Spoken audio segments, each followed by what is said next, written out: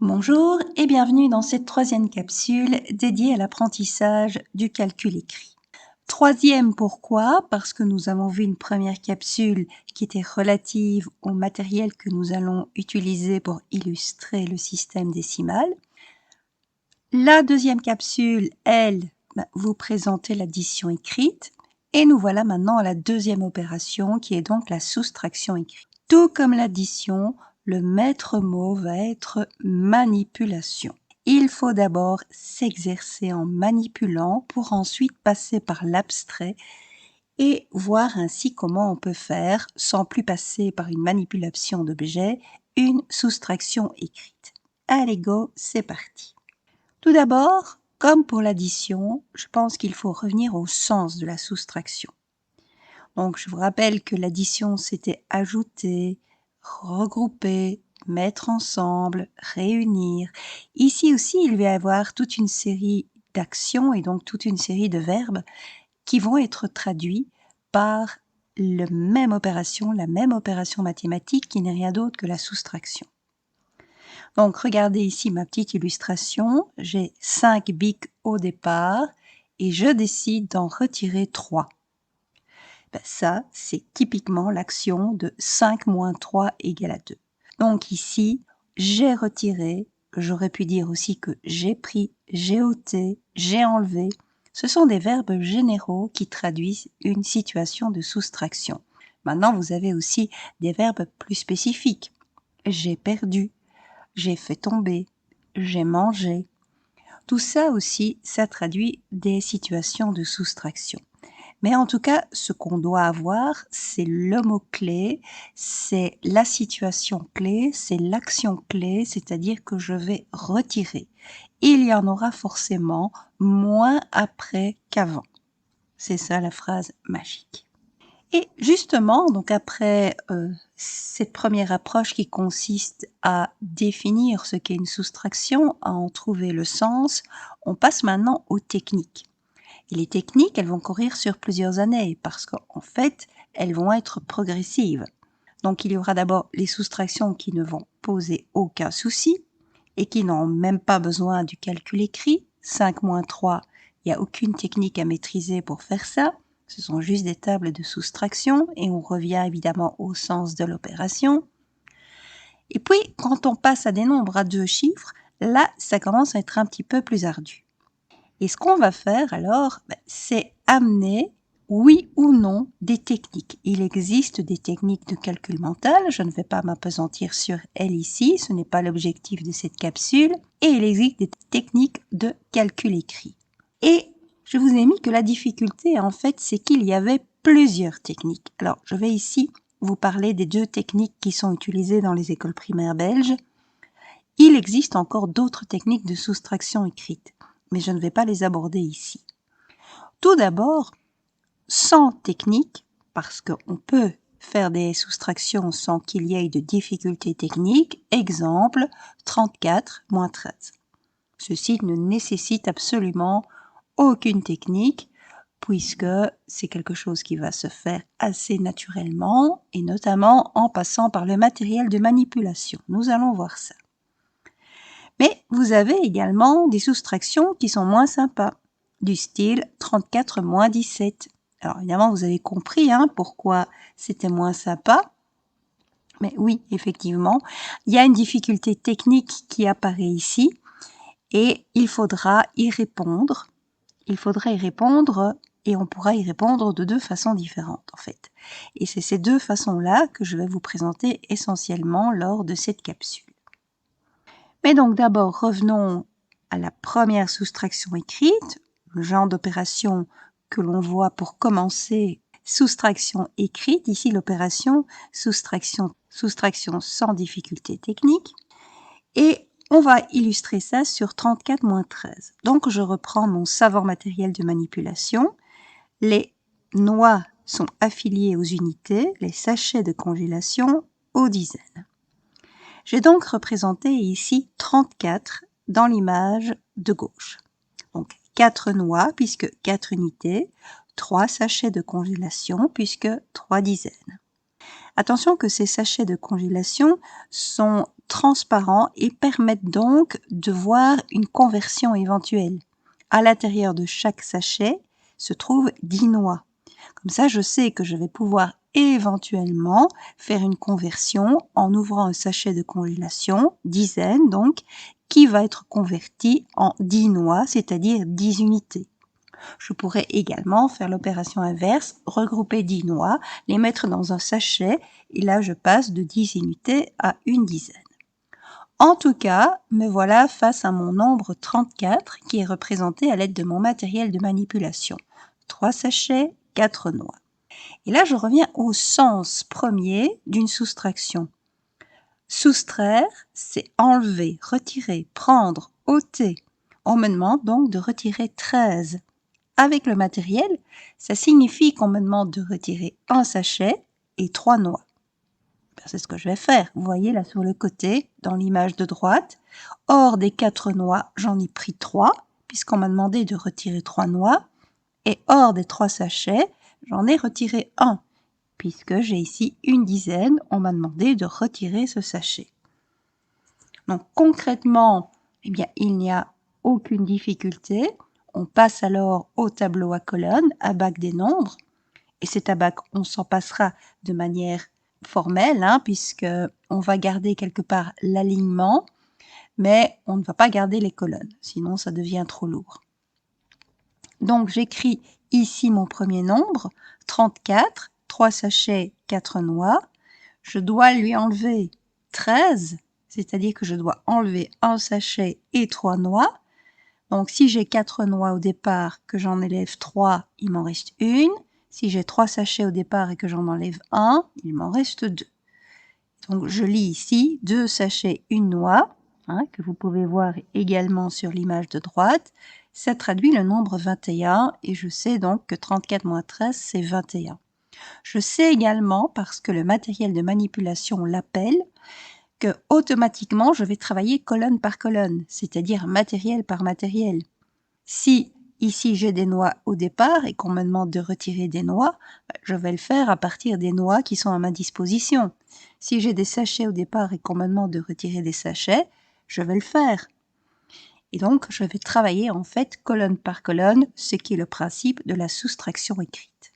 Je vous laisse ici avec mes étudiants qui vont vous présenter leur façon de voir cette soustraction sans difficulté technique et je les remercie une fois de plus pour leur excellent travail.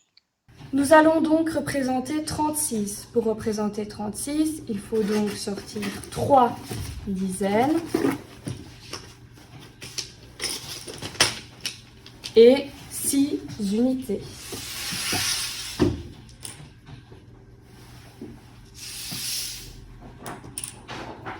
Maintenant, nous ne nous préoccupons plus de la boîte, ainsi que des jetons qui se trouvent là. Nous avons représenté 36. De ces 36, nous devons enlever 12. 12 qui se compose donc d'une dizaine et de 2 jetons. Donc je vais pouvoir retirer une dizaine et 2 jetons. Je viens donc de retirer 12 à 36. Il me reste donc maintenant 2 enveloppes et 4 jetons. 2 enveloppes, donc 2 dizaines et 4 jetons, donc 4 unités. La réponse de 36 moins 12 est donc 24. Maintenant que vous avez vu comment mes étudiants ont illustré cette soustraction sans difficulté, on va passer à quelque chose de plus compliqué. Nous voilà maintenant avec une difficulté. Alors, moi j'appelle ça comme ça. Certains vont parler de soustraction dynamique, de soustraction avec retenue.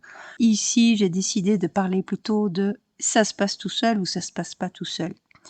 Et quand ça se passe pas tout seul, ben voilà, on a un exemple ici, 34 moins 17. Alors, qu'est-ce qui ne se passe pas tout seul? Ben, ceci, j'écris comme précédemment mon premier nombre, 34, donc 3 sachets, 4 noix. Et mon problème ici, c'est que je dois retirer un sachet. Ça va, j'en ai 3 à ma disposition. Mais le gros souci, c'est que je dois retirer 7 noix. Or, je n'en ai que 4 à ma disposition. Comment vais-je pouvoir opérer? Et problème. Alors, il y a quelque chose qui va certainement venir plus naturellement aux enfants. Et ça, c'est ce qu'on appelle la première technique, c'est la technique de l'emprunt que je vous présente. Donc, technique de l'emprunt ici.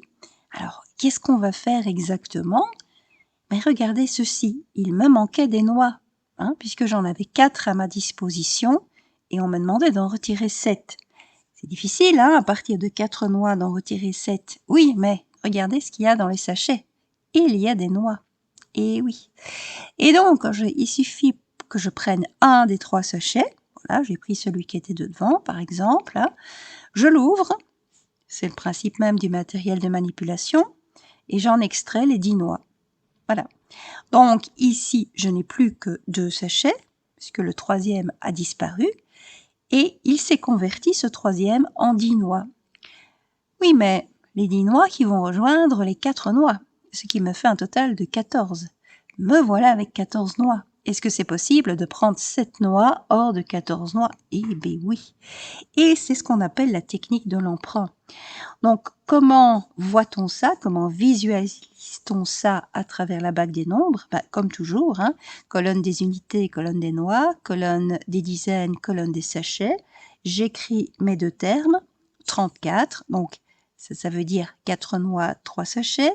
J'écris mon 2e terme, 17, 7 noix, 1 sachet. Et je vois que dans la colonne des noix, il se passe un gros souci. Hors de 4, je dois retirer 7, ce qui n'est juste pas possible. Donc, qu'est-ce que j'ai fait ici avec le matériel de manipulation? J'ai emprunté un sachet et je l'ai converti en 10 noix. Concrètement, j'ai donc emprunté un sachet. Au lieu de 3 au départ, je n'en ai plus que 2, puisque j'en ai emprunté un. Je l'ai ouvert, ce sachet, et j'ai obtenu 10 noix supplémentaires. Donc, au lieu d'avoir 4 noix, j'en ai un total de 14. Et maintenant, ça ne me pose plus aucun problème de faire la soustraction. Parce que dans la colonne des noix, vous avez 14 moins 7, ce qui nous donne évidemment 7. Et dans la colonne des sachets, 2 moins 1, ce qui nous donne évidemment 1. Donc, vous avez un total ici de 17, qui est le résultat de la soustraction. Alors, certains enfants pourraient objecter, ils auraient tout à fait raison. Tiens, on nous a appris qu'il ne fallait absolument pas écrire des nombres à 2 chiffres dans les colonnes. Et là, c'est ce qu'on fait. Alors, oui, mais c'est une étape intermédiaire. Ce n'est pas un résultat. Donc ici, d'ailleurs, souvent, les instituteurs écrivent ce petit 1, cette petite dizaine là qui est passée à la trappe et qui est devenue 10 unités pour convertir 4 en 14. Les instituteurs, généralement, ce petit 1, ils l'écrivent de façon différente, soit en utilisant une couleur différente, soit en le mettant en exposant. Enfin, il y a différentes façons de le mettre en évidence. Et on peut même le laisser comme ça, en fait. Pourquoi pas? Il faut simplement comprendre que c'est une étape intermédiaire et que c'est pour pouvoir effectuer le calcul qu'on fait ça. Mais dans le résultat, nous aurons chaque fois un seul chiffre par colonne. Donc ça, c'est parfait. Donc ça, c'est ce qu'on appelle la technique de l'emprunt. Elle vient certainement le plus naturellement aux enfants. Et pourtant, certains instituteurs ne l'apprécient pas plus que ça. Alors pourquoi? Tout simplement parce que ce n'est pas le cas sur mon exemple, mais imaginez qu'au lieu de 34, j'ai 104. 104, ça veut dire que j'ai 0 sachet au départ. Et donc, c'est difficile d'aller emprunter un sachet là où il n'y en a pas. Je dois faire alors un double emprunt. Je dois prendre mon matériel qui représente les centaines, une boîte par exemple, ouvrir une boîte en 10 sachets et là, prendre un des 10 sachets pour l'emprunter. Ça commence à devenir compliqué. Donc, c'est vraiment l'apparition des zéros ici, la présence des zéros, qui va créer des difficultés par rapport à cette technique-là. Sinon, elle est très simple à utiliser et elle fonctionne à chaque fois. Et c'est certainement celle qui apparaît comme étant la plus naturelle pour les enfants. Son seul souci, c'est vraiment la présence éventuelle de 0 dans le premier terme. Voilà. Parce que là, ça risque d'être un effet en cascade où on va emprunter et emprunter et emprunter jusqu'à ce qu'on ait quelque chose sous la main. Voilà, à vous de voir. Moi, je ne penche pas en faveur de l'une ou l'autre technique. Il faut évidemment vous adapter à votre école de stage. Votre école de stage aura certainement une préférence pour une technique particulière. Si c'est celle de l'emprunt, il faudra vous faire à celle de l'emprunt. De toute façon, en tant que futur instituteur, vous devez maîtriser l'ensemble des techniques. Donc voilà la première, celle de l'emprunt.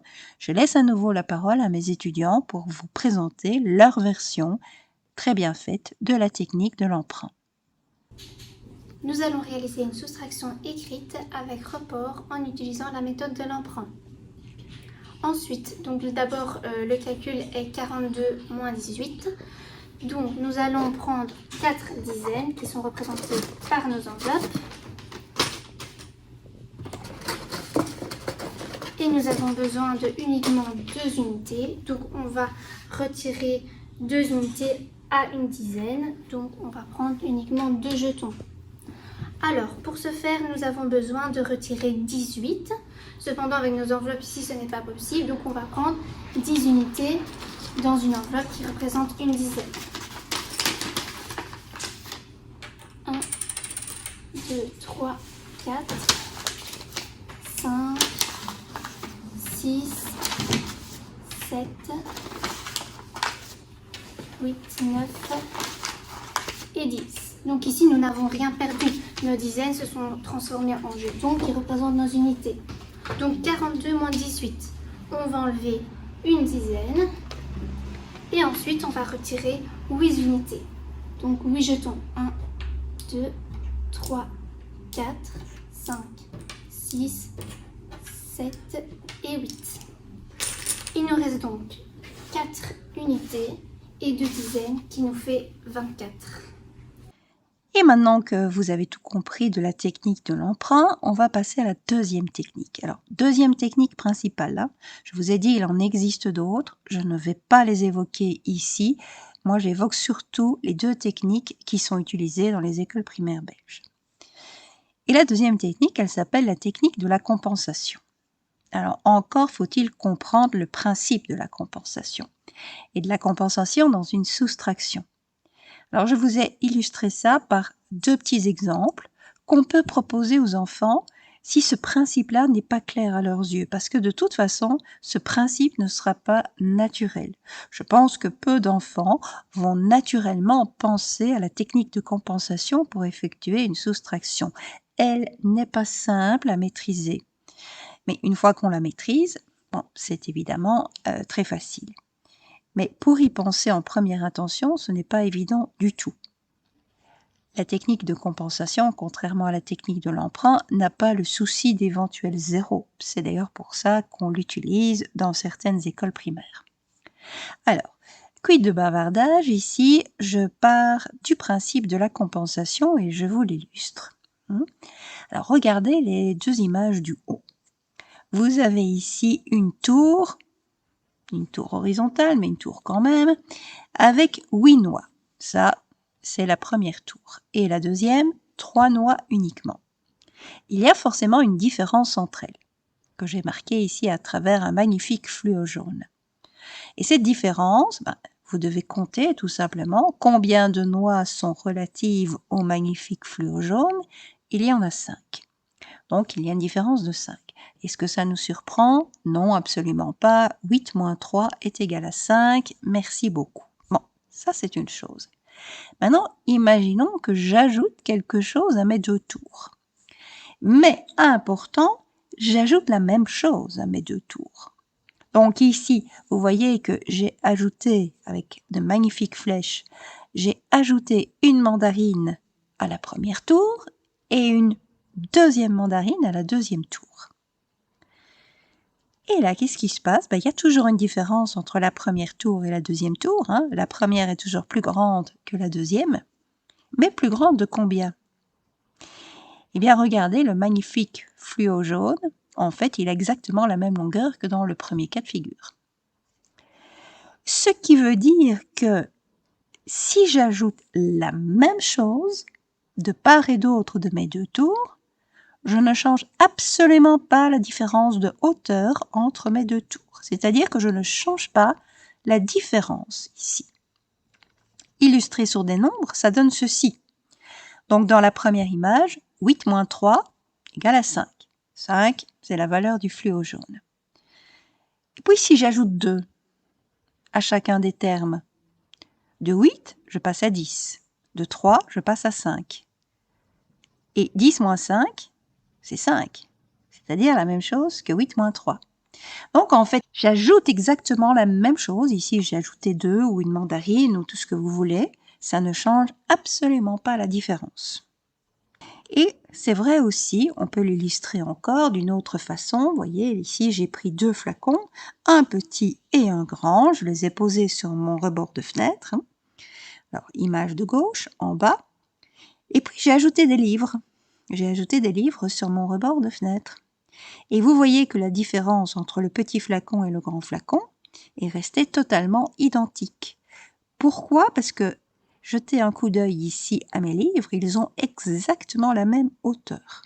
Donc, j'ai ajouté la même chose. Si évidemment j'avais mis un livre beaucoup plus épais en dessous du petit flacon, la différence n'aurait pas été la même. À la limite, le petit flacon aurait même dépassé en hauteur le grand flacon. C'est vraiment parce que j'ai ajouté la même chose que ça fonctionne. Eh bien, c'est le principe de la compensation. Quand on ajoute la même quantité à deux nombres, quels qu'ils soient, leur différence est la même qu'avant l'ajout. Donc la même quantité, c'est-à-dire le même nombre. Donc ici, ça se traduit, moi, par des objets, mais vraiment, quand on passe au contexte abstrait, c'est le même nombre. Donc, j'ai deux nombres au départ, je leur rajoute le même nombre, et leur différence est exactement identique. Donc, prenez tous les exemples du monde, ça va fonctionner. Prenez, par exemple, je ne sais pas, moi, 12 et 4. Voilà, 12 et 4. La différence entre 12 et 4, c'est 8. Et tout d'un coup, j'ajoute 5 aux deux termes. Donc, de 12, je passe à 17. De 4, je passe à 9. Et 17 moins 9, ça fait 8.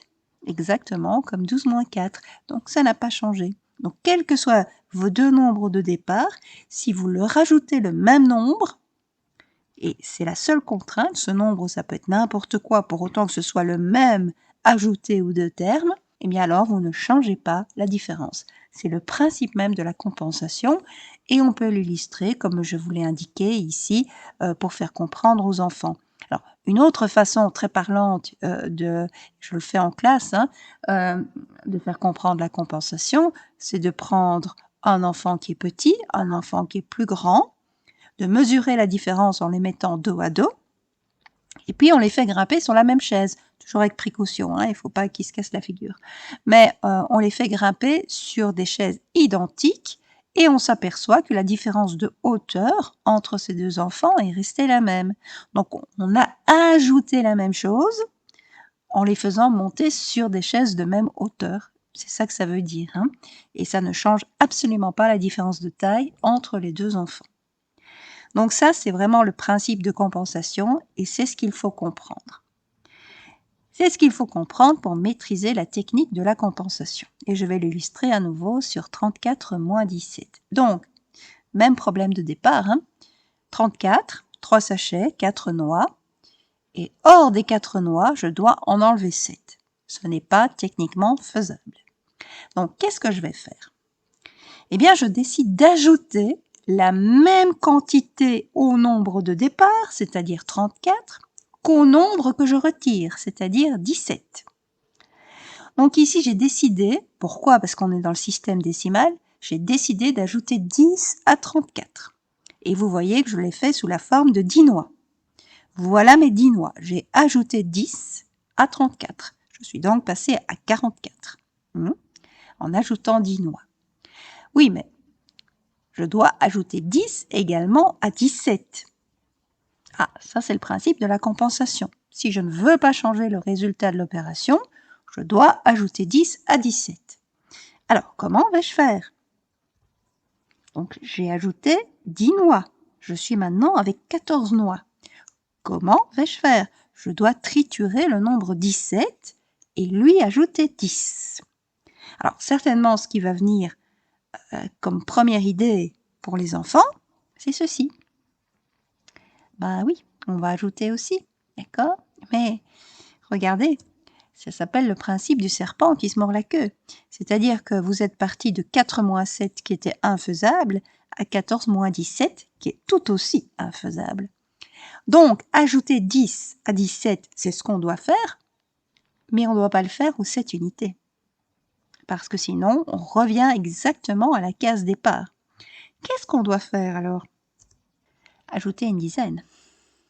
Eh oui, je dois ajouter 10 ici au deuxième terme. J'ajoute donc une dizaine, parce que j'ai vu que ajouter 10 unités, ça n'allait pas du tout. Donc j'ajoute une dizaine au deuxième terme, qui se transforme bien sûr en 27. Et ajouter une dizaine, ça veut dire que je ne vais pas retirer un sachet, mais 2. Donc, il y a un sachet en plus, vous voyez, avec ma magnifique flèche verte, qui est retiré. Le fait d'ajouter ici 10 noix me fait retirer un sachet en plus. Donc, ça n'est pas naturel, mais quand on comprend le principe de la compensation, on comprend ce qu'on est en train de faire. Si j'ajoute 10 à un nombre, je dois ajouter 10 à l'autre nombre. Alors, j'ai ajouté 10 au premier nombre sous la forme de 10 unités. Si je fais la même chose pour le deuxième terme, ça ne m'avance à rien. Je suis revenu à la case départ. Je dois donc ajouter 10 au deuxième terme sous la forme d'une dizaine. Ce qui veut dire que je dois retirer une dizaine en plus, puisque ce deuxième terme, il fait partie de ce qu'on retire. Je dois donc retirer un sachet de plus. Un sachet parce que je dois retirer un sachet, un 17, et un deuxième sachet parce que c'est ma technique de compensation qui l'exige. Alors maintenant, je fais le calcul. 14 moins 7, 7, 3 moins 2, 1, et ça me donne évidemment le même résultat. Ouf! Bien sûr, la technique d'emprunt ou la technique de compensation vous donne exactement le même résultat. Simplement, certains seront plus familiers ou plus à l'aise avec une technique qu'avec l'autre. Et malheureusement, en tant que futur instituteur, vous devez maîtriser les deux. Je suis sûre qu'à l'école primaire, vous avez vous-même appris la soustraction écrite en utilisant une de ces deux techniques, laquelle, probablement, ce sera du 50-50, mais vous devez maintenant, que vous êtes en formation, maîtriser les deux techniques. Et vous comprenez maintenant quelle est l'origine de ces deux techniques-là. Donc, l'emprunt, il est certainement plus naturel, mais attention à la présence éventuelle des zéros. La compensation, elle est moins naturelle, mais par contre, il n'y a pas de attention. Une fois qu'on a compris le principe, on ne se trompe pas. Encore faut-il comprendre le principe. Et donc, pour une deuxième approche ici de cette technique de compensation, je laisse une dernière fois la parole à mes étudiants. Donc nous allons réaliser une soustraction écrite avec report en utilisant la méthode de la compensation pour le calcul qui est 42 moins 18. Pour ça, je vais sortir ce qu'il me faut pour former les deux nombres. Donc je vais pouvoir sortir 4 enveloppes qui représentent 4 dizaines.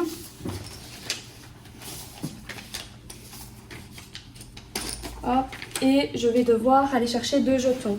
Ici, nous avions déjà ouvert une enveloppe qui provenait de la boîte au préalable.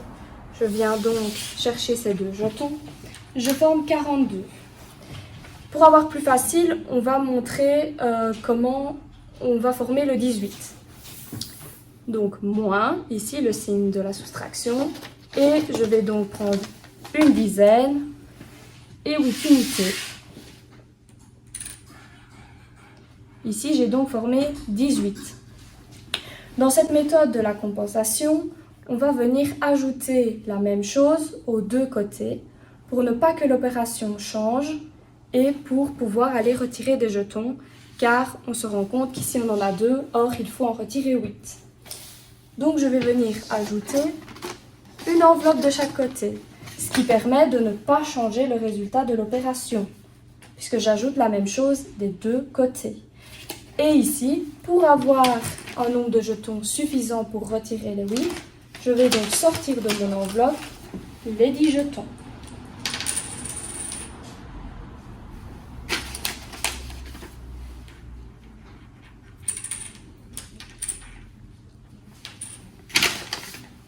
Voilà. Donc ici, j'ai ajouté 10 unités sous la forme d'une enveloppe et ici, j'ai ajouté 10 unités sous la forme de jetons. Je vais maintenant pouvoir donc retirer 52, puisque nous avons 4 enveloppes et 12 jetons. Je vais pouvoir retirer 28, ici 2 enveloppes 8 jetons, à 52. Je vais donc retirer 2 enveloppes, puisque je retire bien ce qui se trouve ici. Et je vais pouvoir retirer 8 jetons. 1, 2, 3, 4, 5, 6, 7 et 8. Et donc, il me reste donc ici 2 enveloppes et 4 unités, ce qui fait donc 24. Voilà, donc un grand merci à eux pour tout ce qu'ils vous ont expliqué. Je suppose que c'est assez clair maintenant. Et comme d'habitude, je termine la capsule par une autre façon de faire. Alors, au point de vue de la soustraction, malheureusement, il n'y a pas 10 000 possibilités. Tout ce que je peux vous présenter ici, c'est à nouveau en faisant appel à la pédagogie Montessori et plus précisément aux outils Montessori. Et donc, il y a des tableaux comme ça, des tableaux à points pour représenter les nombres. Donc, vous voyez, vous avez des petits carrés ici en bois. Mais on peut évidemment imaginer dans une toute autre matière, ça ce n'est pas important, avec le respect du code couleur Montessori, donc vert pour les unités, bleu pour les dizaines, rouge pour les centaines. Et vous voyez que simplement, c'est le même matériel, entre guillemets, qui représente unité, dizaine et centaine. Simplement, il y a une différence de couleur et il y a une différence de notation, puisque on a bien noté 1, 10 et 100. Je ne parle pas des milliers pour le moment. Et en fait, la pédagogie Montessori va utiliser la technique de l'emprunt. Ce qui veut dire que si à un moment donné, je dois faire une soustraction qui a une difficulté technique, que je ne dispose pas d'assez d'unités ou de dizaines pour pouvoir faire l'opération. Imaginez que vous deviez faire moins 287, 459 moins 287, hors des 9 unités, vous pouvez en prendre 7, ça, il n'y a aucun souci là-dessus. Mais hors des 5 dizaines, comment pouvez-vous faire pour en prendre 8? Pas possible. Donc, on va emprunter, en fait, et on va convertir. Donc, on va prendre un petit carré rouge, où il est noté 100, et le convertir en 10 carrés bleus. Et c'est vrai, donc c'est vraiment la technique de l'emprunt, c'est juste le matériel ici qui change, mais la technique ne change pas à proprement parler. Donc je n'ai malheureusement pas quelque chose de riche ici à vous présenter comme alternative pour la soustraction. Oui, on peut changer de matériel. Est-ce qu'on peut changer de technique? Est-ce qu'il y a en tout cas une technique qui soit plus facile, plus aisée à comprendre, plus naturelle? Non, je pense pas.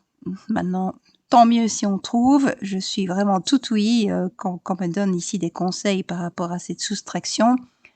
Pour moi, on ne sort pas de soit l'emprunt, qui est certainement la plus utilisée, soit de la compensation. Voilà. Et en tant que futur instit, je vous le rappelle, vous devez maîtriser les deux. J'espère qu'avec cette petite vidéo, ça a été clair. Et en tout cas, je vous remercie beaucoup pour votre attention et je vous donne rendez-vous pour la 3e opération qui est donc la multiplication.